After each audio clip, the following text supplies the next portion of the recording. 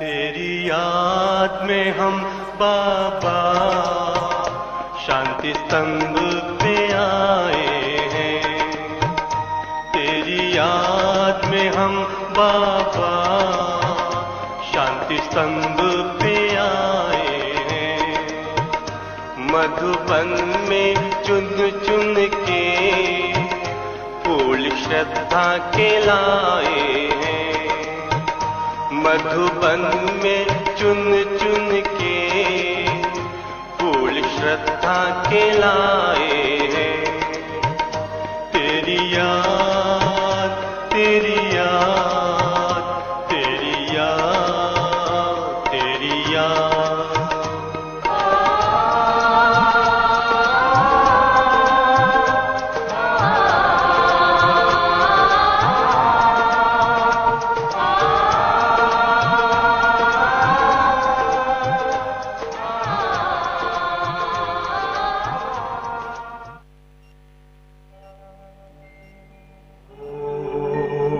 शांति शांति ओम शांति शांति। अंतर मन में ज्योति जगा लो, होगा दूर अंधेरा।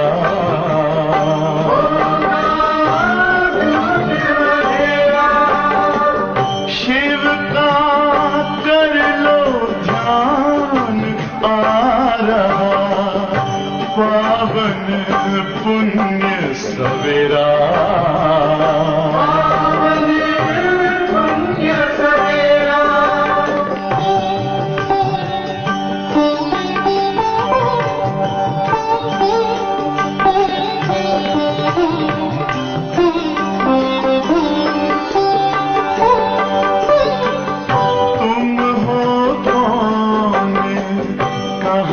से आए अपने आप को जानो,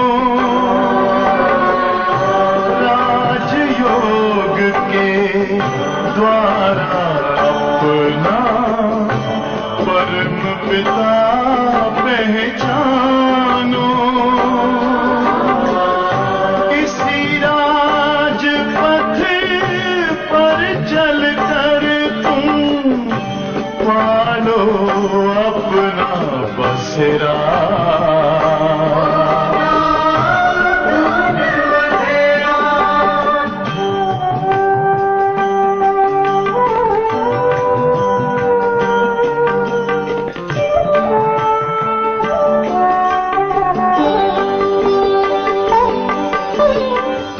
तुम हो आत्मा तन से न्यारे, परमात्मा को प्यारे। दिव्य गुणों को धारण करके योगी बनो दुलारे। ज्योति बिंदु ही तोड़ेगा ये माया मोह का घेरा।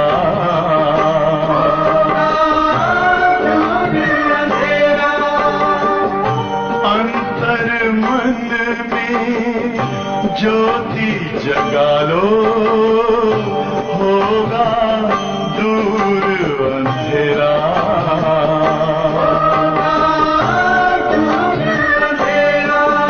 ओम शांति ओम शांति ओम शांति।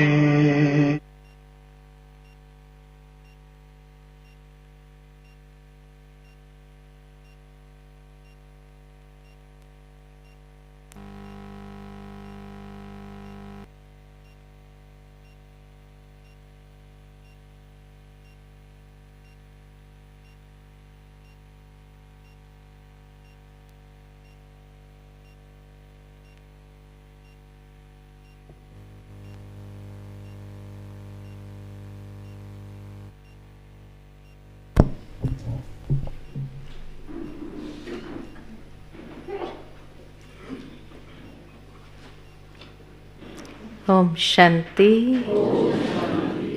Good morning.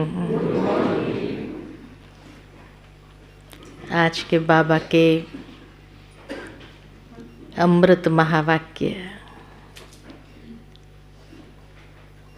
क्योंकि आज के बाबा की मुरली में ज्ञान की बातें भी थी, योग के लिए भी बाबा ने समझाया, तो धारणा के लिए भी कहा, तो शिव जयंती आ रही है तो सेवा के लिए भी बात कही। चारों ही बातों का बैलेंस था। लेकिन जब बाबा ने ज्ञान की बात कही तो उसमें विशेष क्या सावधानी दी। बाबा ने कहा कई बच्चों को ज्ञान की मगरूरी चढ़ जाती है। ज्ञान को समझना तो आसान है, वो तो कठिन है नहीं। क्यों? क्योंकि बाबा कहे हिस्ट्री ज्योग्राफी है। हिस्ट्री ज्योग्राफी समझना कोई बड़ी बात नहीं है, वो तो आसान है। लेकिन हिस्ट्री ज्योग्राफी थोड़ी बहुत क्या समझ लिया कि मगरूरी चढ़ गई। तो इसीलिए बाबा कहे कि बच्चों के अंदर कोई भी प्रकार के अहम की भावना नहीं आनी चाहिए। ज्ञान समझा और समझाया तो उसमें धारणा ऐसी होनी चाहिए जो दूसरों के अंदर से भी कांटे निकाले, उनको भी फूल बनाए। तब कहेंगे कि हाँ, ज्ञान की धारणा अच्छी की है। बाबा की श्रीमत तो हम सब बच्चों को मिलती है, लेकिन श्रीमत के लिए भी बाबा ने ये सावधानी दी कि अगर ब्रह्मा भी अगर कोई मत देता है तो भी रिस्पॉन्सिबल कौन है? शिव बाबा है। इसलिए उसमें कभी भी अपनी मन मत नहीं चलानी चाहिए या पर मत में नहीं आना चाहिए। क्या शिव बाबा की मत थोड़ी है?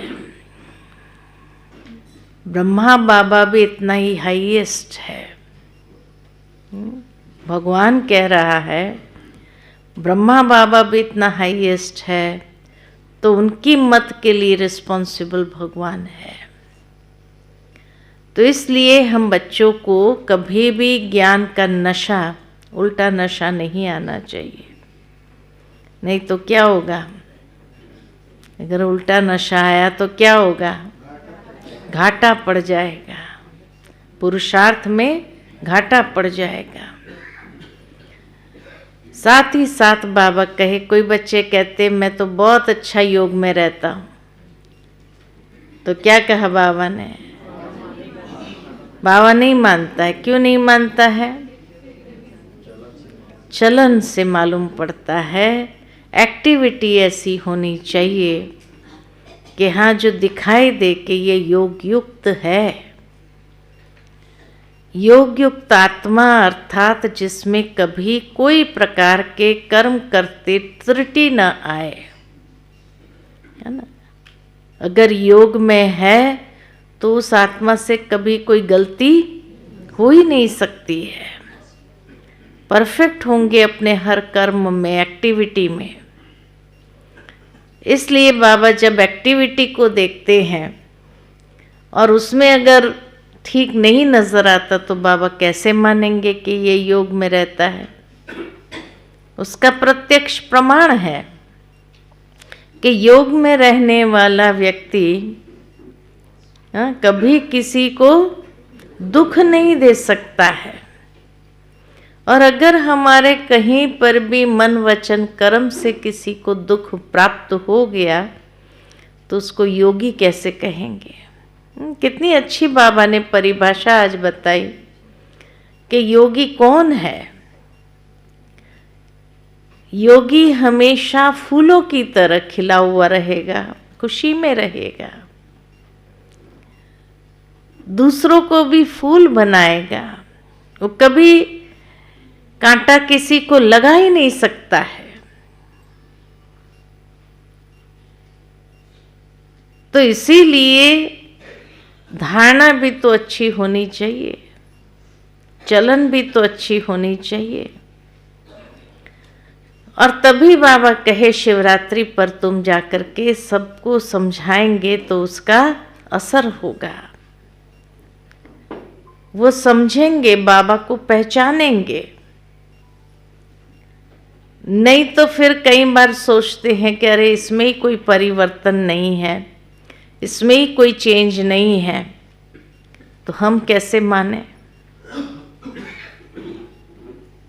साथ ही आज बाबा ने रात्रि क्लास में तो मम्मा की भी बहुत महिमा किया है ना। और प्रैक्टिकल मम्मा जैसा जीवन, हम बाबा की हर एक बात को जब भी बाबा के मुख से निकली, मम्मा ने फौरन उसको धारण किया। ये नहीं कभी सोचा होगा मम्मा ने कल करूंगी, लेकिन उसी समय जब बाबा की मुरली चल रही हो, उसी समय स्वरूप बन जाती थी उस बात का, उसकी धारणा हो जाती थी। कितनी पावरफुल सोल कलयुग के अंदर, ये अंतिम जन्म में भी इतनी पावरफुल सोल कि भगवान ने जो महावाक्य उच्चारण किया वो उसी समय प्रैक्टिकल स्वरूप में ले आना, कर्म में ले आना, तभी तो नंबर 1 चली गई है ना। और इसीलिए नई दुनिया में भी, सतयुगी दुनिया में भी पहले लक्ष्मी पीछे नारायण है ना। क्यों लक्ष्मी नारायण कहते हैं? पहले लक्ष्मी पीछे नारायण कहा ना।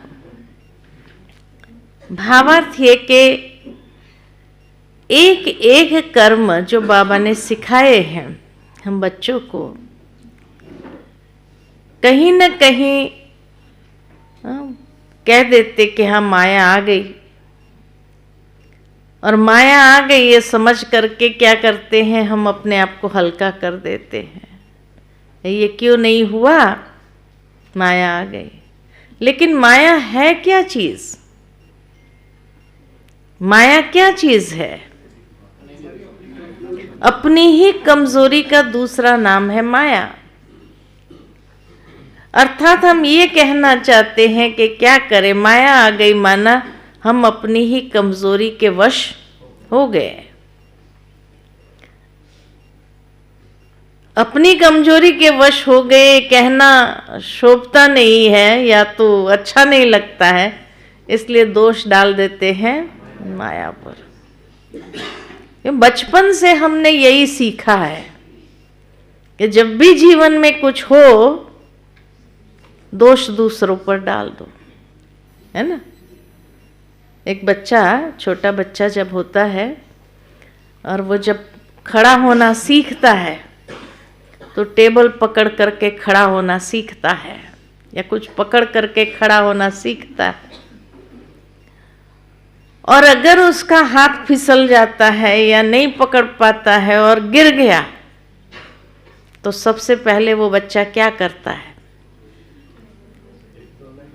हाँ, नहीं, रोना नहीं कर शुरू करता है, पहले चारों ओर देखता है किसी ने देखा है ना। और अगर हाँ किसी ने देखा तो रोना चालू करेगा, आंसू नहीं गिरेगा, है ना, तब रोना चालू। अगर किसी ने नहीं देखा तो फिर से खड़ा होने का पुरुषार्थ करेगा, लेकिन अगर किसी ने देख लिया तो रोना शुरू करेगा। और माँ भी मोहवश क्या करती है, तुरंत दौड़ करके अरे नहीं नहीं नहीं नहीं नहीं, जानता है वो ऐसे ही रो रहा है, आवाज खाली निकल रहा है, लेकिन जा करके क्या कहती है, नहीं नहीं कुछ नहीं हुआ तेरे को, ये फर्श ही ऐसा है, इसको मारो, इसको मारो, ये तेरा दोष थोड़ी है, इसका दोष है, ये टेबल का दोष है। और जैसे ही उसको थप्पड़ मारी वो खुश हो जाता है कि मेरा दोष तो नहीं है। तब से उसने सीख लिया कि जीवन में जब भी कुछ हो ना, दोष दूसरों पर डाल दो, इसलिए आज बड़ा होने के बाद भी अगर जीवन में कुछ उल्टा सीधा हो गया तो सबसे पहले क्या करता है, देखता है किसने देखा। अगर नहीं देखा तो कोई बात नहीं, अगर किसने देखा तो चिल्लाना चालू करता है, गुस्सा करना चालू करता है, क्रोध करता है। वास्तव में उसको क्रोध अपने पर आ रहा होता है, लेकिन किस पर निकाले, इसीलिए किसी न किसी के ऊपर निकालना शुरू करता है ताकि उसका जो गलती है वो दब जाए और दोष उस पर आ जाए दूसरे पर, इसके कारण ऐसा हुआ। और जब 10 लोग देखने वाले ने कह दिया हाँ इसकी गलती है, तो बड़ा अच्छा महसूस करता है फिर, है ना। तो वही बचपन वाली जो आदत है ना, अभी भी है। बचपन में रोया बच्चे ने और अभी चिल्लाता है इंसान दूसरों पर, है ना। रोना ही है एक प्रकार का, रोना ही कहेंगे ना। और इसीलिए बचपन से ये बात जो सीखी हुई है, अभी ज्ञान मार्ग में किसको पकड़े, इसलिए माया को दोषी बनाओ।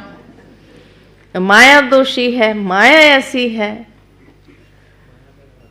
और माया बाबा ने भी माँ बन करके, माँ है ना, तो इसीलिए बाबा ने जैसे बचपन में माँ कहती तेरा दोष नहीं इसका दोष है, टेबल का दोष है ना। तो बाबा भी माँ बन करके सिखाता है, तो कहते नहीं बच्चे तेरा दोष नहीं, माया ही ऐसी है?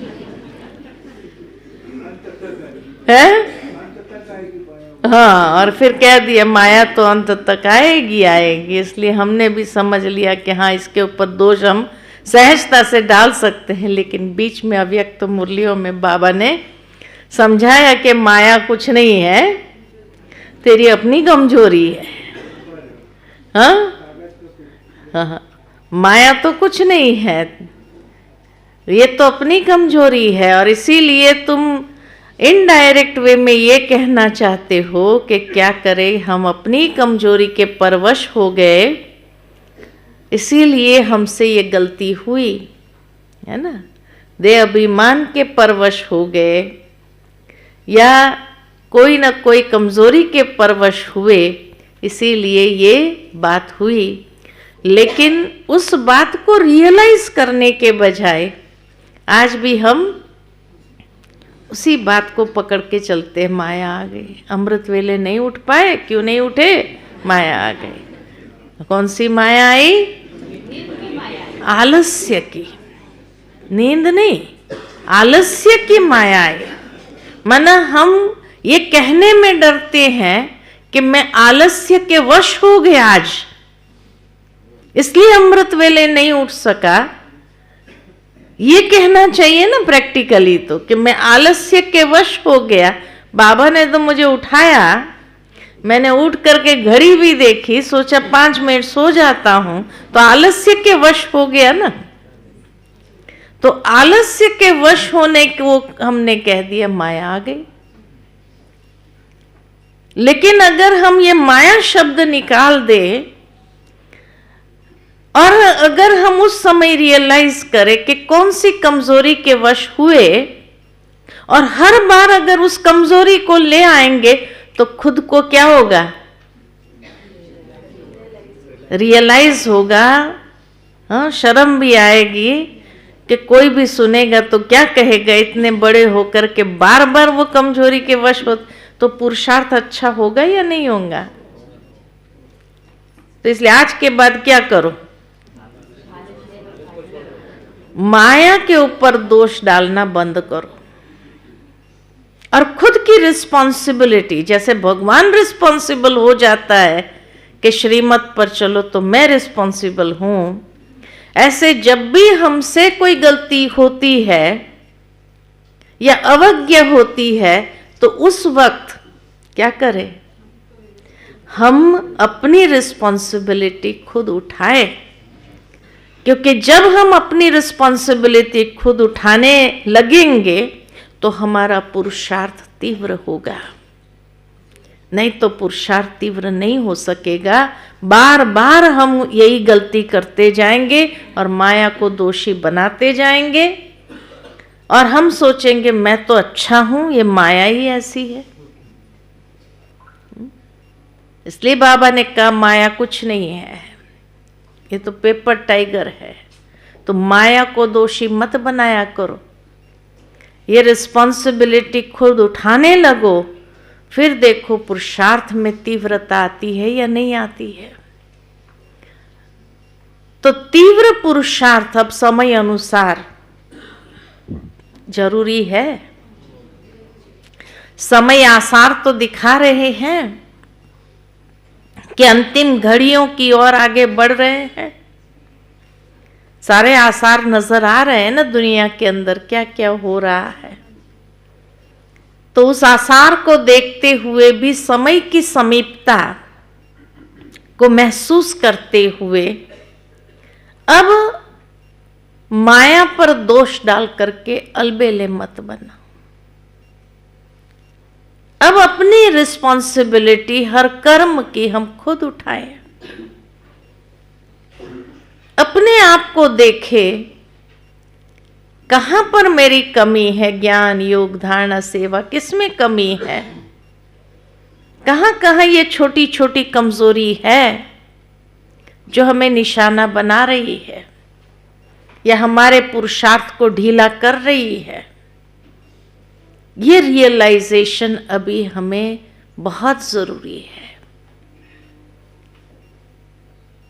उसके लिए जैसे कुछ समय से बाबा की एक मुरली बीच में आई थी कि बच्चे क्रोध मुक्त बनो, है ना, अव्यक्त मुरली थी ना बाबा की, क्रोध मुक्त बनो। उसमें बाबा ने पूरी विधि बताई है। एग्जाम्पल बाबा ने क्रोध का लिया था, लेकिन उसमें पुरुषार्थ की एक बहुत सुंदर विधि बाबा ने बताई। क्योंकि कई अव्यक्त मुरली में बाबा ये जरूर बच्चों से पूछते हैं कि बच्चे एवर रेडी हो गए, समय का पर्दा उठाए, बाबा पर्दा खोले, मूर्तियां तैयार है या नहीं है। अगर माया पर डालते रहेंगे, ये बचपना है, माया पर डाल देना, इस बचपने में गफलत नहीं करो। तो उसके लिए जो है अपने आप को देखना शुरू करो। समझदार हो गए, बड़े हो गए, ज्ञानी तू आत्मा बन गए, तो ज्ञानी तू आत्मा माया का सहारा नहीं ले सकती। अभी समझदार उसको कहेंगे, बेसमझ होगा वो माया का सहारा लेगा। समझदार ने समझ लिया कि माया क्या चीज है, तो वो माया का सहारा थोड़ी लेगा अपनी गफलत के लिए। है अपनी गफलत, और माया को दोषी हम बना रहे हैं। ये कौन सी समझदारी है। तो इसलिए बाबा ने जैसे उस मुरली के अंदर पूरी विधि बताई कि बच्चे समय से पहले अपने आप को तैयार करना है, क्योंकि अभी समय बहुत नजदीक आ गया है, प्रैक्टिकल दिखाई देता है। तो उसमें बाबा ने बताया मुरली के अंदर, अगर याद आती हो आपको मुरली, बाबा ने कहा कि जैसे क्रोध कमजोरी है। अब क्रोध कमजोरी किस लिए है?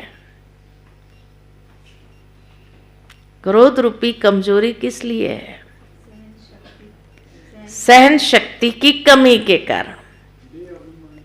दूसरा कारण बाबा ने बताया क्रोध क्यों आता है। 3 कारण बाबा ने बताए थे उस मुरली के अंदर कि क्रोध रूपी कमजोरी क्यों आती है। तो एक तो बाबा ने कहा सहन शक्ति की कमी, दूसरा बाबा ने कहा शांति की, शांति नहीं है अंदर में, तो शांति की कमी, और तीसरी बाबा ने बात बताई थी धैर्यता की कमी। कई लोग जल्दी करो जल्दी करो जल्दी करो, जल्दी नहीं करते तो उसको गुस्सा आता है। सामने वाला अगर जल्दी नहीं करता है तो गुस्सा आता है। धैर्यता की कमी। तो जहां शक्ति का अभाव है वहां कमजोरी है।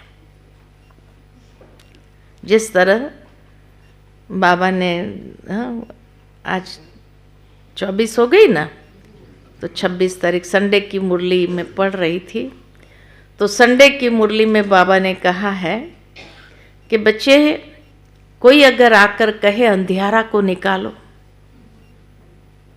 अगर अंधेरा हो और आकर कहे अंधेरे को निकालो, तो अंधेरा निकल सकता है? नहीं निकल सकता है। क्यों नहीं निकल सकता है?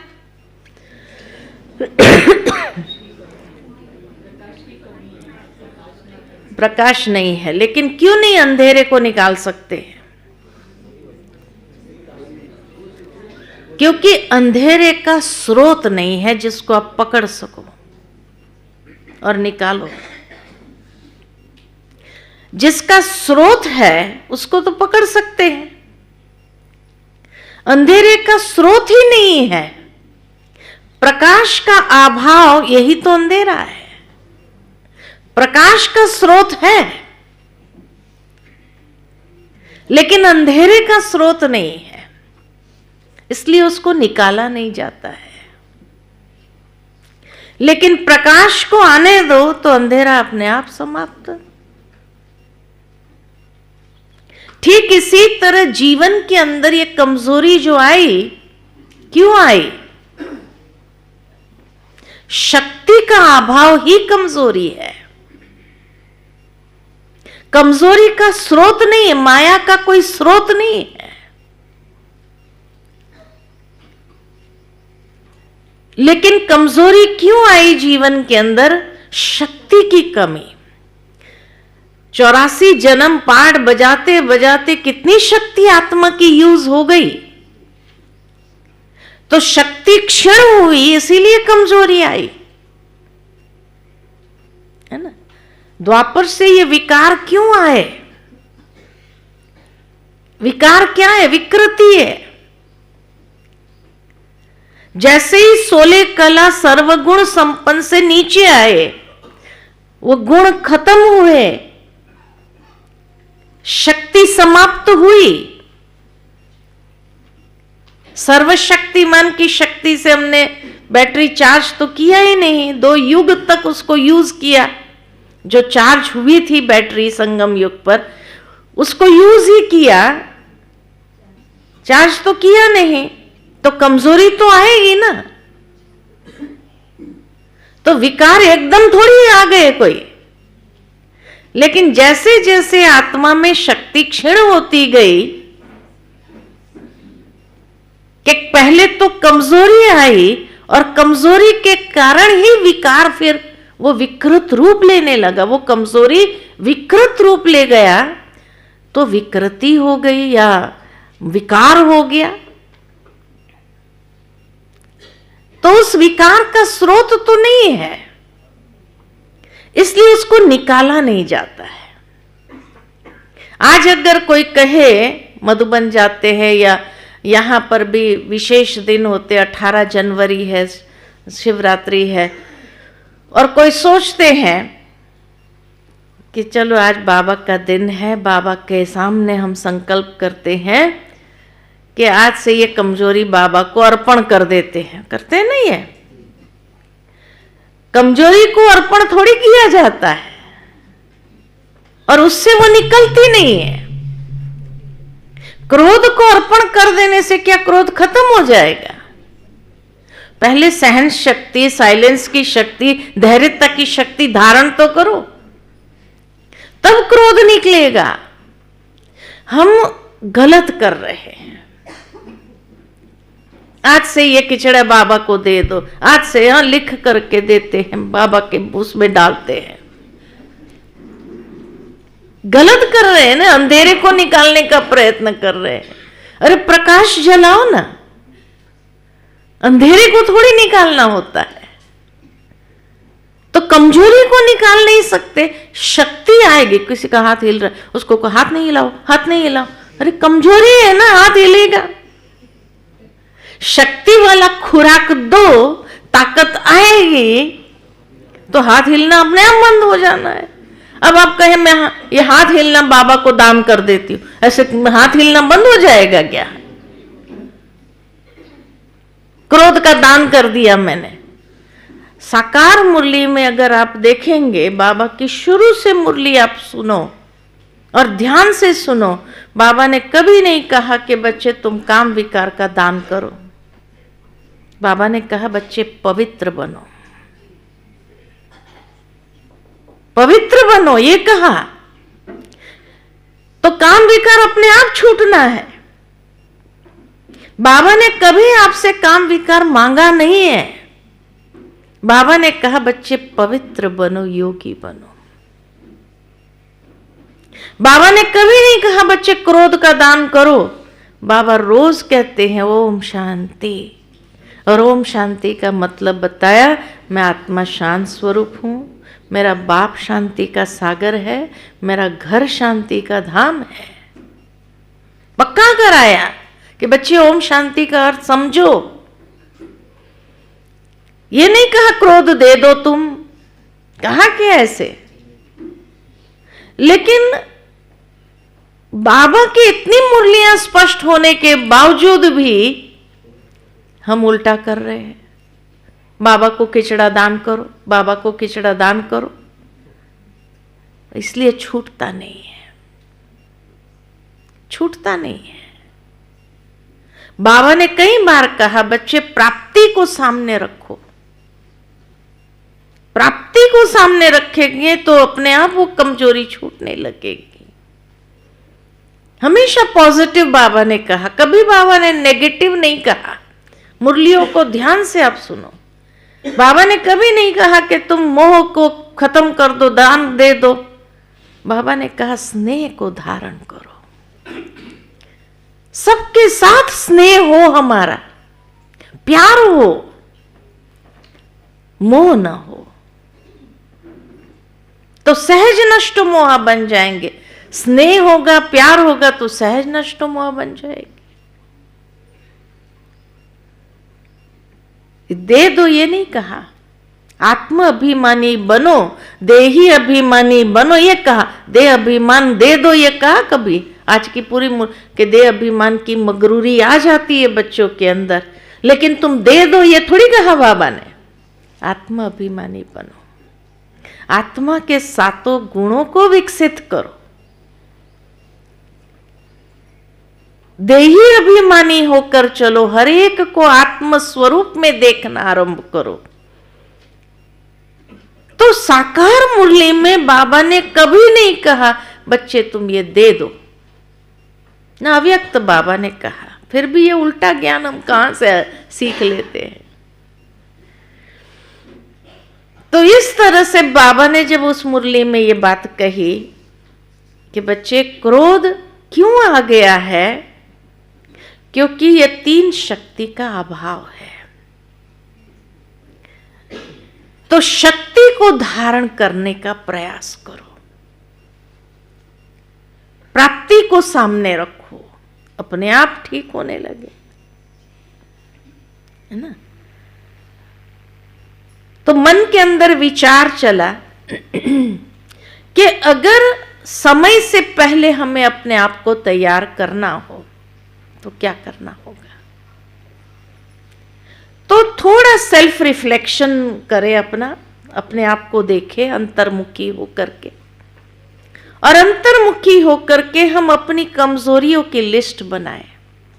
कौन सी कमजोरी है प्रैक्टिकली, एक्शन प्लान हमारा जो होना चाहिए इस साल के लिए।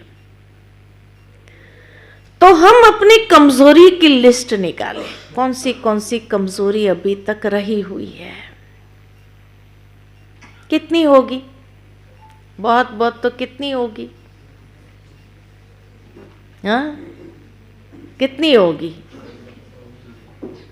हाँ 10 गिनती कर ले, 10 से ज्यादा तो नहीं होंगी, है ना, 10 होंगी, बहुत बहुत तो अगर ज्यादा से ज्यादा हो तो 10 तो होंगी हर एक के अंदर, 10 से ज्यादा तो नहीं होंगी, है ना, उससे कम ही होंगी। ये तो फिर भी एक फिगर दे दिया हमने कि 10 हो मानो, अच्छा, 10 कमजोरी की लिस्ट निकाली, ये कमजोरी है मेरे अंदर। उसके अगेंस्ट में शक्ति रखो, कौन सी शक्ति के अभाव के कारण ये कमजोरी आई। करीब करीब 2-2 शक्तियां तो जरूर कमी होगी।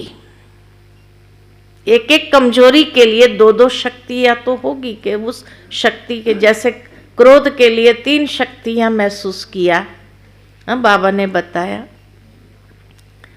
तो कम से कम हर एक कमजोरी के लिए अगर 2-2 भी अगर हो, 2 शक्ति का अभाव हो, तो उस कमजोरी के अगेंस्ट जो है शक्ति की लिस्ट निकालो, कौन सी शक्ति की कमी है। अच्छा, कुछ शक्ति रिपीट भी होती होगी, है ना। जो शक्ति रिपीट होती हो उसके ऊपर माना मुझे पहला ध्यान देना है ना, उसके ऊपर वर्कआउट पहले करना है। अब ये शक्ति को धारण कैसे करेंगे? तो अमृत वेले बाबा से उस शक्ति का आवाहन करो। शब्द समझना, मांगना नहीं है हमें, क्योंकि दाता तो दे ही रहा है ना, दाता तो दे ही रहा है। आवश्यकता है कि मैं उसका आवाहन करके अपने में समाऊं। जैसे क्रोध के लिए बाबा ने कहा शांति की शक्ति, सहनशीलता, धैर्यता की कमी। तो अमृत वेले 1 हफ्ते तक लगातार हम उस शक्ति का आवाहन करें, जैसे शांति की शक्ति का आवाहन करें। बार बार हम ये अपने को संकल्प दे, मैं शांत स्वरूप आत्मा हूं, शांति के सागर बाबा की संतान हूं, शांति मेरा स्वधर्म है। ये पॉजिटिव एफर्मेशन अपने आप को दे और उस शक्ति का आवाहन करो। सर्वशक्तिमान स्रोत है, तो वहां से हम उस शक्ति का आवाहन करें। लगातार हफ्ते तक आप अमृत वेले, बाबा का वरदान भी मिलता है। जब बच्चे पुरुषार्थ करते हैं तो बाबा का वरदान भी मिलता है उसमें। तो बाबा से जब शक्ति का आवाहन करे तो बाबा वरदान दे रहा है। हफ्ते के बाद अपने में चेंज देखो, कितना चेंज है। फिर भी अगर आपको लगता है कि नहीं और है, अभी भी ये कमजोरी है, परसेंटेज में कम हो गई है लेकिन फिर भी है, और 1 हफ्ता करो, है ना, और 1 हफ्ता करो। 2 सप्ताह तक लगातार अगर उस शक्ति का आवाहन करेंगे तो क्या होगा? शक्तिशाली बनेंगे या नहीं बनेंगे? वो कमजोरी के ऊपर विजयी होगा कि नहीं होगा? जरूर हो जाएगा। हमें माया पर दोष डालने की जरूरत ही नहीं है। हम शक्ति स्वरूप हो जाए और उस कमजोरी के ऊपर विजयी हो जाए। अब मान लो कि 10 कमजोरी निकाली और उसके अगेंस्ट आपने 20 शक्ति की कमी अगर निकाली, उसमें कुछ रिपीट हो रही, किसी में 3 शक्ति की कमी भी हो मानो, तो भी मान लो कि 25 शक्ति की कमी अगर है, हर एक शक्ति का आवाहन 2-2 सप्ताह भी किया जाए तो साल में कितना सप्ताह है? 52 सप्ताह है। तो साल के अंदर संपूर्ण बन सकते कि नहीं बन सकते? बन सकते हैं। तो समय से पहले तैयार हो सकते नहीं हो सकते? हाँ? तो बाबा जब पूछता है बच्चे कितना समय चाहिए, अभी कितना समय चाहिए, तो हम अपने आप को साल में तैयार कर सकते हैं ये साल कि नहीं कर सकते? पक्का? हाँ? संपूर्णता को प्राप्त कर सकते हैं सारे नागपुर वाले? हाँ, 108 की माला में, क्योंकि पास हो जाएंगे, संपूर्ण हो जाएंगे, तो 108 की माला, तो 108 मणके अगर यहाँ से ही हो तो बाकी भारत और विश्व क्या करेगा? बाबा ने तो कहा है कोई बात नहीं, मैं लड़ियां लगा दूंगा, है ना। तो मुबारक हो आपको 108 की माला में आने के लिए। तो भावार्थ ये कि बाबा, अब तक हम अमृत वेले बैठते हैं, आज बाबा ने जो कहा बच्चे नींद आ जाती है, क्यों आती है? क्योंकि हमारे पुरुषार्थ के लिए हमने कोई डेफिनेट प्लान नहीं बनाया। तो अमृत वेले जो प्राप्ति करनी चाहिए वो प्राप्ति नहीं कर रहे हैं, और इसलिए श्रीमत प्रमाण उठ करके बैठ जाते हैं। ठीक है, उसका भी मार्क्स मिल जाता है, लेकिन जो हम चाहते हैं अपना स्वरूप बनाना, ये स्वरूप नहीं बनता है। इसलिए जो पुरुषार्थ का सेटिस्फेक्शन मिलना चाहिए, संतुष्टि होनी चाहिए, वो संतुष्टि नहीं है। अमृत वेले उठ रहे हैं, बैठते भी है, लेकिन नींद आ जाती है, क्योंकि कोई हमारे पास प्लान नहीं है कि ये अमृत वेले मुझे कैसे सफल करना है, कैसे प्राप्ति करनी है। ये हमारे पास कोई प्लान नहीं है। अगर प्लान के हिसाब से करते थे तो कब का अगर मम्मा बन सकती थी, जबकि उस समय तो ज्ञान इतना स्पष्ट भी नहीं था। हाँ? मम्मा बन सकती है, बाबा बन सकते उस एज में, तो हम क्यों नहीं बन सकते? अभी तो ज्ञान एकदम स्पष्ट है, विधियां इतनी बाबा ने स्पष्ट दी है, तो विधि से सिद्धि क्यों नहीं मिलती है? क्योंकि हमने उसको अप्लाई नहीं किया। बाबा की मुरली सुनकर बहुत खुश होते हैं। वह आज बाबा ने कितनी सुंदर मुरली चलाई, लेकिन उस मुरली से मैंने अपने पुरुषार्थ के लिए क्या प्लान बनाया? आज की मुरली से ही अगर लिया जाए, ड्रामा अनुसार ये मुरली आज ही क्यों आई, है ना? जबकि हमारे पास बाबा की मुरलियों का स्टॉक 5 साल का है, ये तो सभी जानते हैं। 5 साल के बाद रिपीट होती है, लेकिन हर बार सुनते हैं तो लगता है आज तो बाबा की मुरली, ये तो पहले कभी सुनी ही नहीं थी। नहीं है, क्यों? क्योंकि 5 साल पहले जब आज की मुरली सुनी थी, उस समय की हमारी परिपक्वता की जो स्टेज थी वो अलग लेवल पर थी, और आज ज्ञान मार्ग में चलने के बाद जो परिपक्वता की स्टेज है वो अलग लेवल पर आ गई है। तो हमने उस समय 5 साल पहले जो सुना था इस लेवल पर सुना था, और आज जब सुन रहे हैं तो इस लेवल पर सुन रहे हैं। कितना फर्क हो गया, बुद्धि की परिपक्वता में कितना अंतर आ गया, समझदारी में कितना अंतर आ गया, अनुभव में कितना अंतर आ गया। इसलिए आज जब ये मुरली सुनते हैं तो लगता है ये मुरली तो पहली बार ही सुनी, पहले कभी सुनी ही नहीं थी, है ना? बाबा के अव्यक्त होने के बाद 69 से लेकर अब तक 5 साल की मुरली हो तो एक मुरली कितनी बार रिपीट हुई होंगी? कितनी बार रिपीट हुई होंगी? 12 बार रिपीट, लगभग 11-12 बार रिपीट हुई है, है ना? 11-12 बार रिपीट हुई है।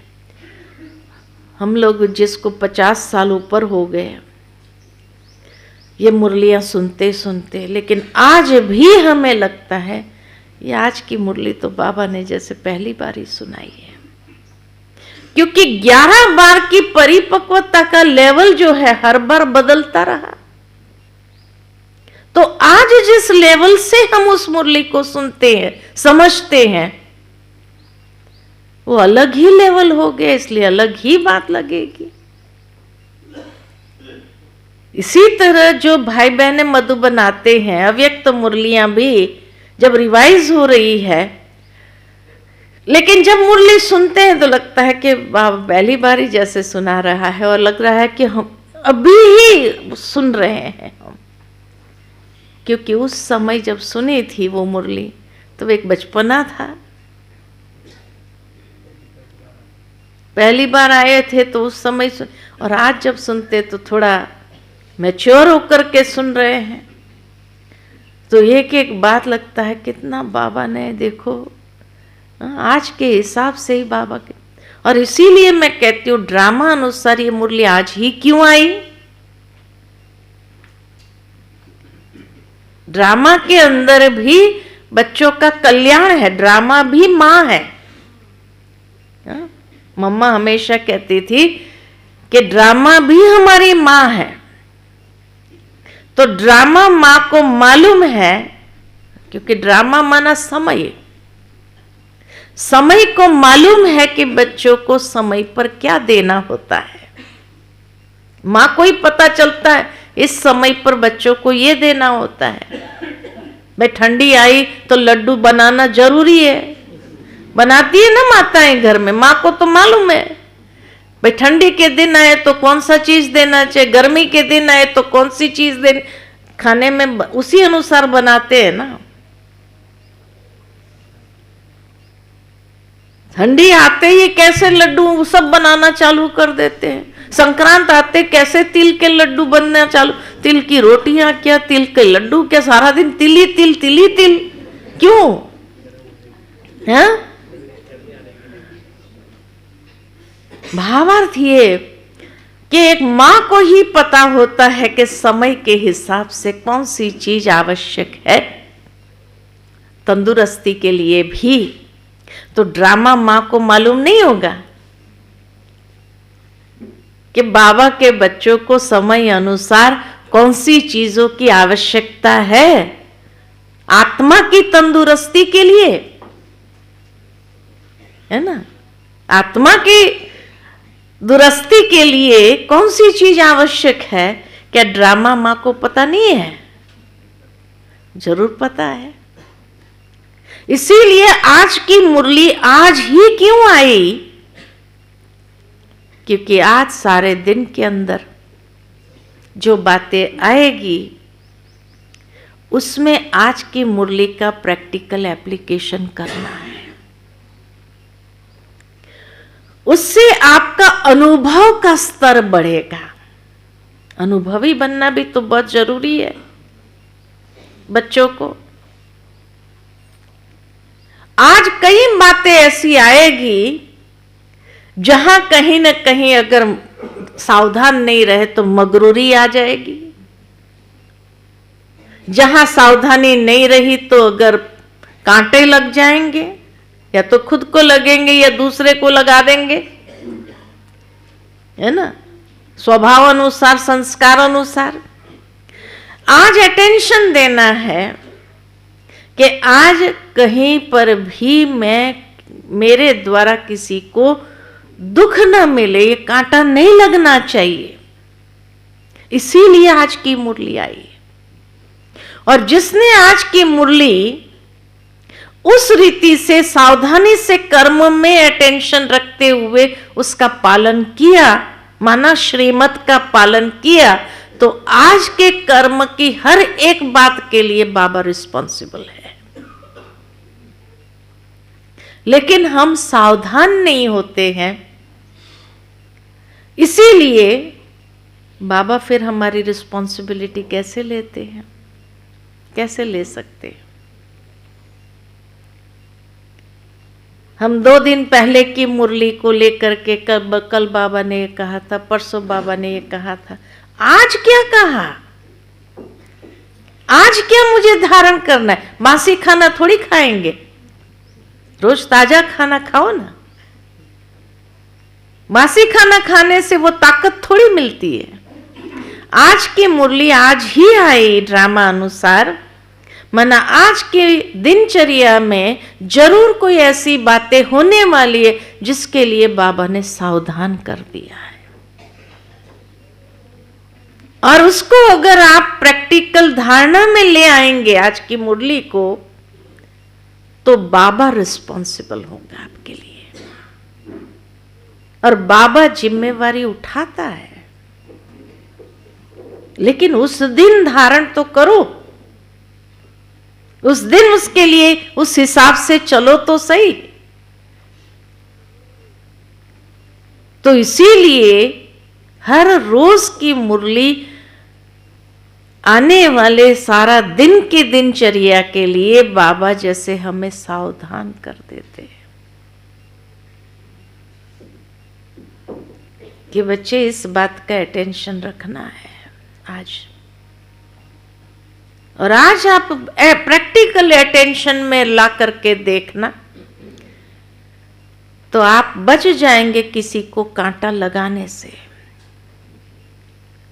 और अगर वहां कुछ नुकसान हुआ तो बाबा रिस्पॉन्सिबल कैसे बचाता है देखना आपको। आपने श्रीमत का पालन किया एक्यूरेट, बाबा कैसे रिस्पॉन्सिबल हो जाए।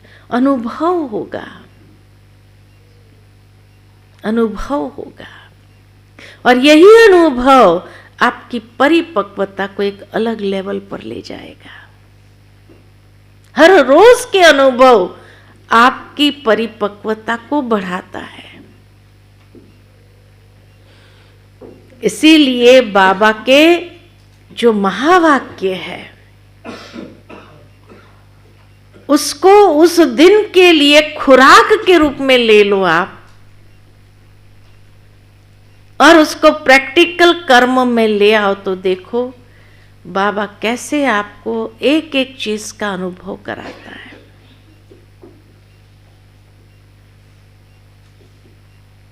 कई बार जैसे हम बाबा कहते बच्चे बाप की याद में रह करके हर कर्म करो, और जिस दिन आप याद में रह करके कर्म करते हैं अटेंशन रखते हुए, तो आप प्रैक्टिकली देखेंगे कई प्रकार के नुकसान से बच जाते हैं। सूक्ष्म में टचिंग होगी, आपका कैचिंग पावर पावरफुल हो जाएगा, है ना। और बाबा जरूर बचाता है। बाबा की याद में आप जा रहे हैं, अचानक आप ये रास्ते से जा रहे हैं और अचानक मन में आता है ये रास्ता ले लो। बाबा की याद में जा रहे थे तो टच हुआ और आपने ये रास्ता ले लिया, फिर पता चला उधर इतना बड़ा गड़बड़ होने वाला था, लेकिन अच्छा हुआ इस रास्ते से आ गए, बच गए। तो बाबा रिस्पॉन्सिबल है ना, हर बच्चे के लिए रिस्पॉन्सिबल, खाली बाबा मम्मा के लिए नहीं है।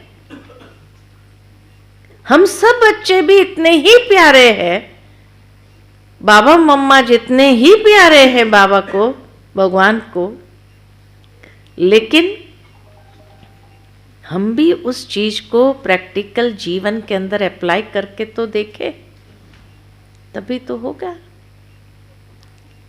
तो इसलिए आज प्रैक्टिकली कमजोरियों की लिस्ट निकालना, उसके अगेंस्ट शक्तियों की लिस्ट निकालना।